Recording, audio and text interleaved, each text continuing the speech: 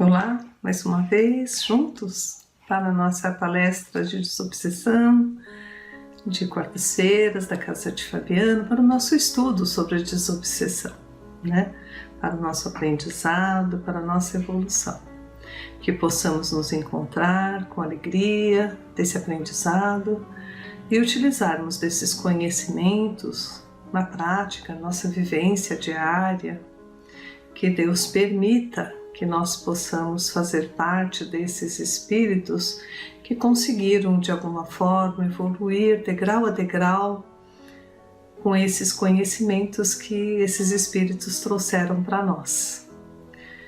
A todos aqueles que se interessam pelo assunto, que vivenciam dificuldades, que se encontram em sintonia conosco, pedimos ao Pai o auxílio, para que possamos seguir em frente na companhia de Deus, de Jesus e desses espíritos amigos. Pai nosso que estais nos céus, santificado seja o vosso nome. Venha a nós o vosso reino, seja feita a vossa vontade, assim na terra como no céu. O pão nosso de cada dia nos dai hoje. Perdoai as nossas dívidas da mesma forma em que estamos perdoando aqueles a quem achamos serem os nossos devedores. Não nos deixeis, Senhor, cair em novos erros e livra-nos de todo mal, que assim seja, graças a Deus e Jesus. Então vamos lá, estamos no livro da Sueli Caldas Schubert, Obsessão e Desobsessão, no capítulo 14, o modo de agir, né? Modo de ação do obsessor. E nós vamos para a terceira parte. Nós vamos repetir o último parágrafo para que a gente relembre um pouco o que falamos, né? Então a gente terminou falando, né, que olha, grandes números de entidades se manifestam, né, ali como perseguidores através de chefes, que eles se denominam que tem um chefe, que trabalham, que são escravos de outros espíritos, né, que ali estão e que não podem, estão fazendo um trabalho, né, que não podem sair de perto porque o chefe castiga, não deixa, relembram? Então nós vamos continuar aqui com o relato, né?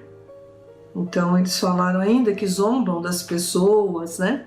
Revelando o modo de ação, que conseguiram amedrontar as pessoas entrarem em pânico, que é o que eles querem, né? Que a gente tenha medo, que a gente desista, não vá à casa espírita, não se trate, não faça as nossas preces, a nossa mente fica até confusa, às vezes nós não conseguimos nem elevar nosso pensamento a Deus, né? Fica muito difícil quando nós nos deixamos entrar por esses caminhos.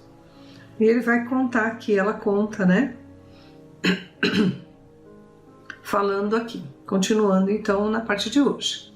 Certa vez, na reunião em que colaboramos, sentimos a presença de um grupo de espíritos desencarnados entre 15 e 18 anos. Tinham a aparência desses que vemos nas ruas, denominados por pivetes ou trombadinhas. Dentre eles, comunicou-se uma mocinha desencarnada de 17 anos, maltrapilha e extremamente zombeteira. Contou-nos que andava ao léu pelas ruas, tal como fazia antes, dedicando-se especialmente a entrar nos lares cujas portas estivessem abertas, e aqui no duplo sentido, né? No sentido físico e espiritual, com finalidade de provocar desordem e briga entre os moradores. Isto descrito num linguajar peculiar com a gíria comumente empregada. Também contou que tinha prazer em usufruir do conforto dessas casas, refestelando-se nas poltronas macias e desfrutando de comodidades que não tiveram em vida. Obviamente, tudo isso só era possível nos lares que, embora havendo conforto material, o ambiente espiritual não diferenciava muito do que era próprio a esses pivetes desencarnados.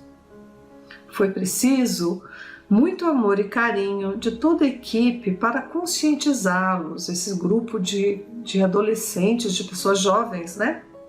De que existia para todos uma vida bem melhor, que se quisessem despertar para ela, que havia ao lado deles pessoas que os amavam e desejavam se aproximar para auxiliá-los, e que acima de tudo estava Jesus, o amigo maior, que não desampara nenhuma de suas ovelhas. Como a carência de amor dessas almas fosse bem maior que toda a revolta que os abrasava, aos poucos emocionaram-se com cuidados e carinho de que foram alvo, e ao final, sob a liderança da jovem que se comunicou, uma espécie de porta-voz do grupo, e que foi também a primeira a sentir amorosamente confortada, o grupo foi levado, após a prece comovente feito pelo doutrinador. Então veja como é bonito, né? A sessão de desobsessão, vemos também muitos casos assim, eles chegam todos cheios de si, achando que estão fazendo aquilo que eles querem fazer, né? Invadindo lares, casas, mas lembra que a gente falou sobre o escudo, né? Da prece, do evangelho no lar, do passe, sempre da comunicação com Deus e com Jesus, né? Aquele que esteja em qualquer religião, não precisa ser espírita, mas que ele mantenha a prece em casa, que ele mantenha a comunicação com Deus e Jesus, esse escudo é feito, a proteção é grande, né? E espíritos bondosos se aproximam de nós, não deixam as invasões dos lares, não deixam essas desordens que eles causam, desequilíbrio. A ajuda é muito grande do plano espiritual, né? Durante a comunicação, foi-nos possível divisar alguns quadros da vida desta quase menina, que nasceu, cresceu e viveu em locais que homens habitualmente denominam na sarjeta.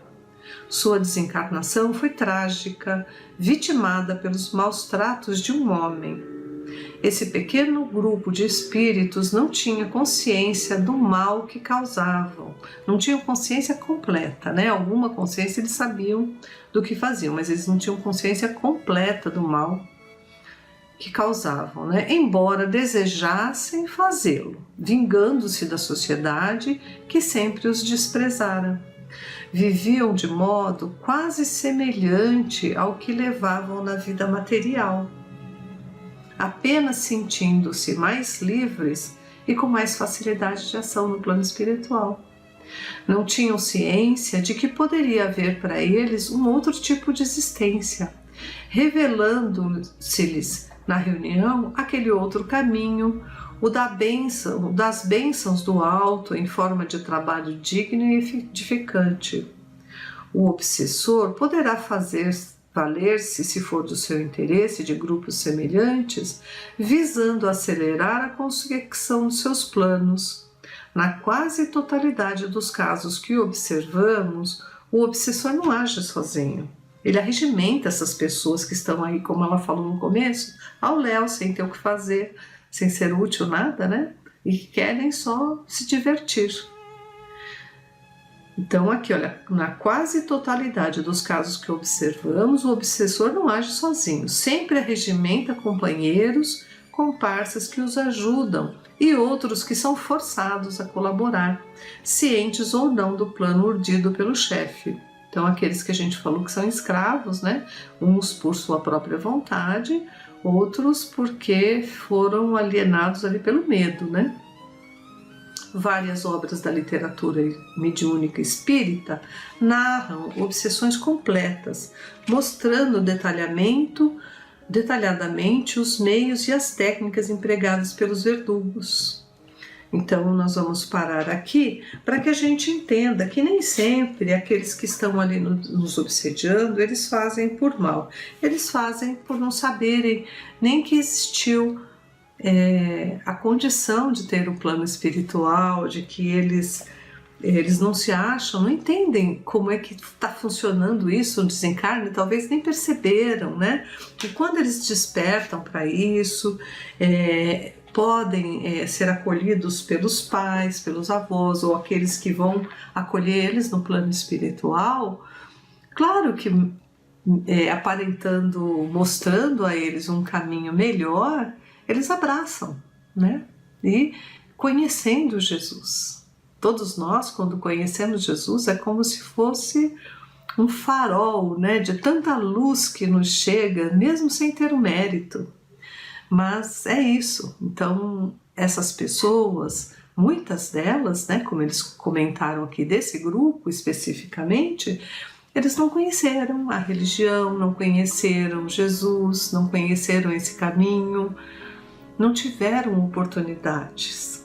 É aqui que a gente entra, né, enquanto espírita, enquanto a nossa responsabilidade de falar a todos aqueles que nos procuram sobre Jesus, sobre amor, né?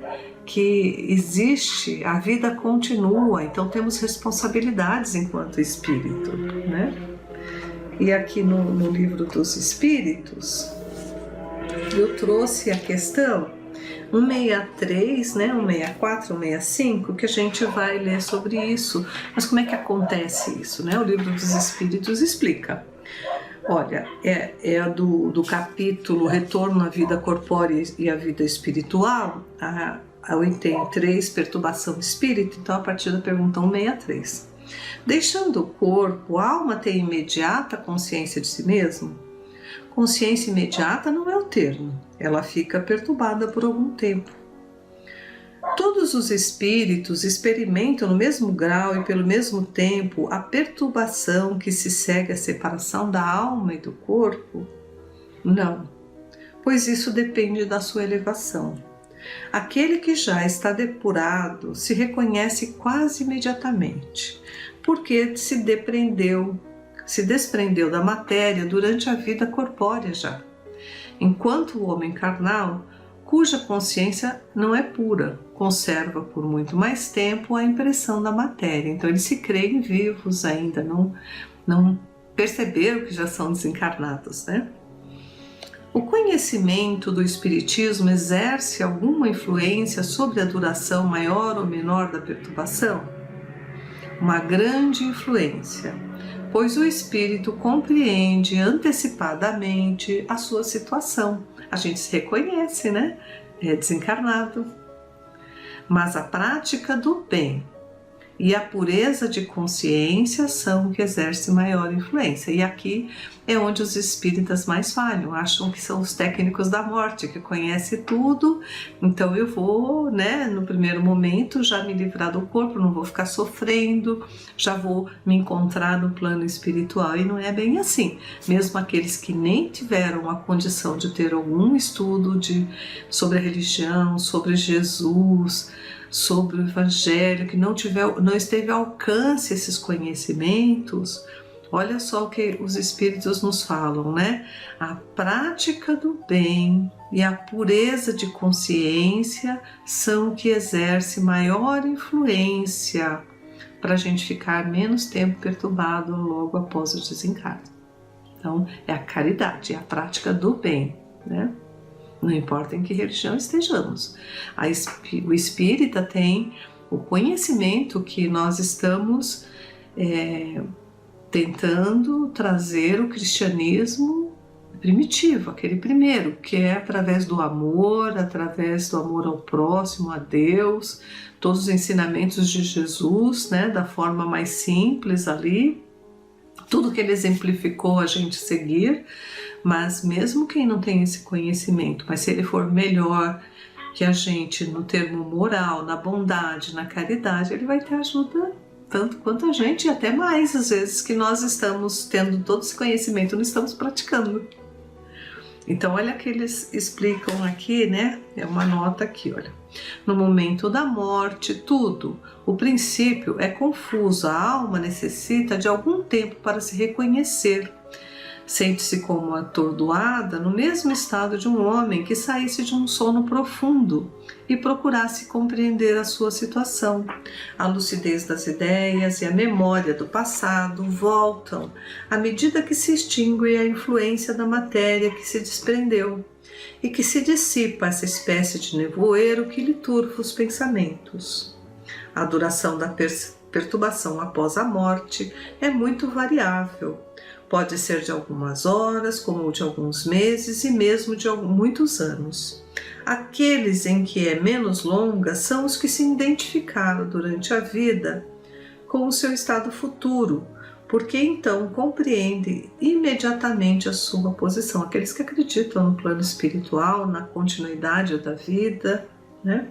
Essa perturbação apresenta circunstâncias particulares, segundo o caráter dos indivíduos e, sobretudo, de acordo com o gênero da morte. Nas mortes violentas, por suicídio, suplício, acidente, apoplexia, ferimentos e outros, o espírito é surpreendido, espanta-se, não acredita que esteja morto e sustenta teimosamente que não morreu. Tem muitos que voltam para casa, como a gente já comentou, a gente já sabe, né? Achando que está tudo certo e ficam até indignados porque nós não estamos os identificando ali.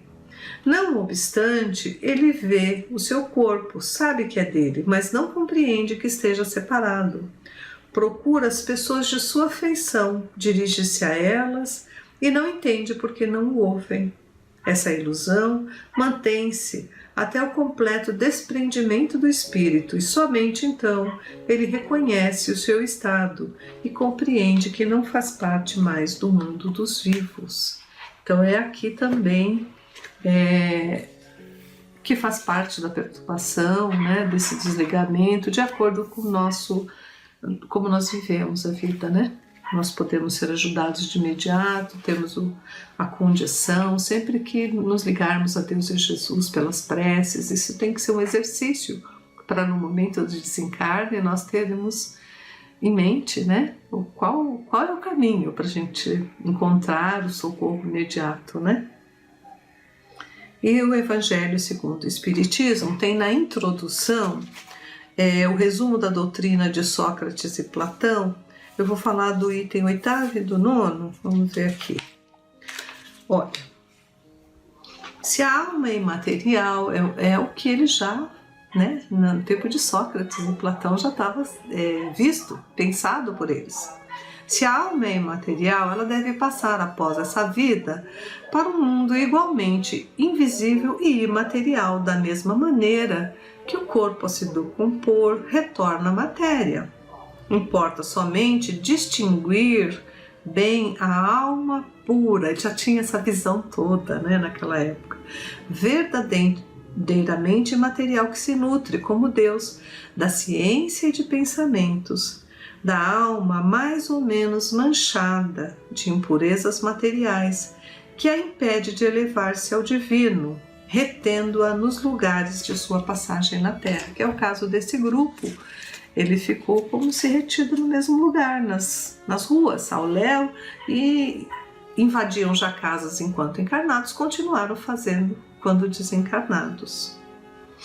E o item 9, se a morte fosse a dissolução total do homem, isso seria de grande vantagem para os maus, que após a morte estariam livres ao mesmo tempo de seus corpos, de suas almas e de seus vícios. Aquele que adornou a sua alma, não com enfeites estranhos, mas com os que lhe são próprios, ele somente poderá esperar com tranquilidade a sua hora da partida para o outro mundo, quer dizer, aquele que cumpriu com o seu dever, né? Está com a consciência tranquila que ele fez tudo o que pôde fazer. Mesmo que estando num planeta de provas e expiações, nós temos muitos erros ainda, mas não houve a intenção de praticá-los. Nós tentamos fazer o certo. Isso é que importa, e cumprir com o nosso dever, né? Se fizermos errado, vamos lá, vamos reparar o erro, vamos pedir perdão, vamos magoar um número menor de pessoas, vamos amar a Deus e amar o nosso próximo, né? Em outros termos, quer dizer, o materialismo que se proclama o nada após a morte seria a negação de toda a responsabilidade moral ulterior e, por conseguinte, um estímulo ao mal, que o malvado tem tudo a ganhar com nada, que o homem que se livrou de seus vícios e se enriqueceu de virtudes é o único que pode esperar tranquilamente o despertar da vida. O Espiritismo nos mostra, pelos exemplos que diariamente nos põe ante aos olhos, quanto é penosa para o malvado a passagem de uma vida para outra, a entrada na vida futura. Isso está no livro, O Céu e o Inferno, no segundo capítulo, na segunda parte, no capítulo 1. É claro que nós vamos ter uma nova vida, Deus não desampara, Jesus é misericordioso, Deus é misericordioso, vamos ser recebidos por aqueles a quem amamos, quando despertamos, quando temos a condição de sermos acolhidos no plano espiritual. Ninguém vai ser deixado de lado, Jesus já tinha prometido que nenhuma ovelha ficaria perdida, mas no momento da nossa despertar, somos socorridos, vamos entendendo o que está se passando, nós mesmos vamos pedir novas oportunidades através da reencarnação para virmos e fazer então agora o certo, não prejudicando ninguém, ajudando a todos que podemos. Por isso que temos que fazer desde já, porque os nossos erros não ficarão impunes, Eles serão cobrados através do amor, segundo Jesus nos falou, Mas caso a gente não entenda, vamos aprendendo pela dor, Mas o certo é quando a gente tiver essa consciência, fazer o máximo de bem possível, tentar cumprir todos com os nossos deveres morais, com as nossas dívidas para com qualquer pessoa que esteja convivendo conosco, com amor, com muita dedicação àqueles que estão aqui convivendo conosco nessa jornada terrestre. Nós vamos assim dissolvendo todas essas dificuldades e nos afastando de todos aqueles, porque vamos diminuindo o número de pessoas que nos querem mal e ganhando amigos, ganhando pessoas que nos querem bem, que vão querer voltar com a gente e corrigir todos os nossos erros, para voltarmos com luz própria no plano espiritual. É isso que a gente quer alcançar. Uma boa semana a todos. Pai nosso que estais nos céus, santificado seja o vosso nome. Venha a nós o vosso reino, seja feita a vossa vontade, assim na terra como no céu. O pão nosso de cada dia nos dai hoje, perdoai as nossas dívidas, assim como nós perdoamos os nossos devedores. Não nos deixeis cair em novos erros e livra-nos de todo o mal. Que assim seja, graças a Deus e a Jesus.